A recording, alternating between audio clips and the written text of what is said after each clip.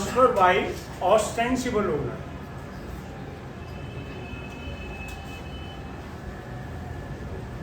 Who is ostensible owner?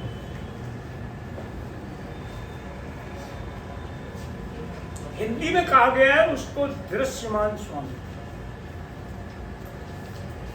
Ostensible means who is deemed, who looks like a owner but is not owner. He is ostensible owner. नाम उसका है, possession उसका है property पर, लेकिन real owner वो नहीं है.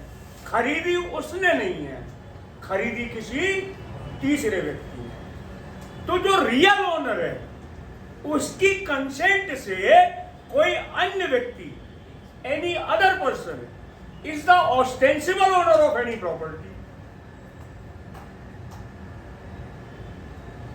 And transfers, that ostensible owner transferred such property to another person. मैंने एक प्रॉपर्टी खरीदी अपने नौकर के नाम पे, वही जोत रहा है, उसी का रिकॉर्ड में कब्जा लिखा है, लेकिन हमारा जूता तगड़ा है तो वो हमारी नीचे भाई मालूम ही नहीं है.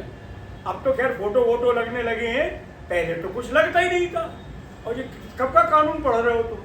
तो पहले रजिस्ट्री में फोटो ही नहीं लगती थी, साइन होते थे, फर्जी रजिस्ट्री हो जाती थी. तब से फोटो लगना शुरू हो गए रजिस्ट्री में, सेल डीड में. की कोई भी डीड हो, कौन कौन विटनेस है, उन दोनों विटनेस के फोटो और दोनों पार्टीज के फोटो अब लगने लगे. कि पहले कहां लगते थे? तो हमने खरीदी, मैं नौकर को मालूम ही नहीं है कि उसके नाम प्रॉपर्टी है, और रिकॉर्ड में नाम उसी का है, लेकिन रिकॉर्ड तो हमारे पास रखा है, उसके पास तो कुछ है ही नहीं है ना. तो वो रियल ओनर, ऑस्टेंसिबल ओनर है, तो आखिरकार वो रियल ओनर की कंसेंट से ही तो है. रियल ओनर ने ही सहमति देकर उसे ऑस्टेंसिबल बनाया था कि नहीं बनाया था? लिखा है where any person is ostensible owner with the consent of the real owner of any immovable property. ऐसे ही लिखा है कि जहां की कोई व्यक्ति वास्तविक स्वामी की सहमति से किसी संपत्ति का दृश्यमान स्वामी है, और वो दृश्यमान स्वामी उस संपत्ति को किसी अन्य व्यक्ति को ट्रांसफर करते हैं. तो जहां तक ट्रांसफरी और रियल ओनर के बीच की बात है, ट्रांसफर वैलिड माना जाएगा.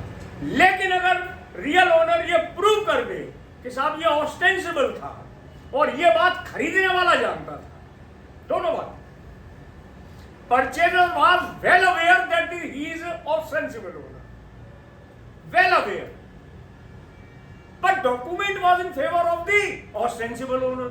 possession उसका, ओनरशिप उसकी चढ़ी, लेकिन उसे मालूम ही नहीं है, कुछ कागज तो हमारे पास है. लेकिन बाद में उसको समझ में आया कि कागज हमारे नाम नहीं है, सब उसने उठा के बेच मारा. तो अब जो थर्ड पर्सन है, अगर वो ये साबित कर सके कि मुझे नहीं मालूम था कि ये ऑस्टेंसिबल है, तो वो बच रहा है. नहीं, रियल ओनर वो ट्रांसफर जो ऑस्टेंसिबल ओनर ने किया है उसको वॉइड डिक्लेयर कर सकते.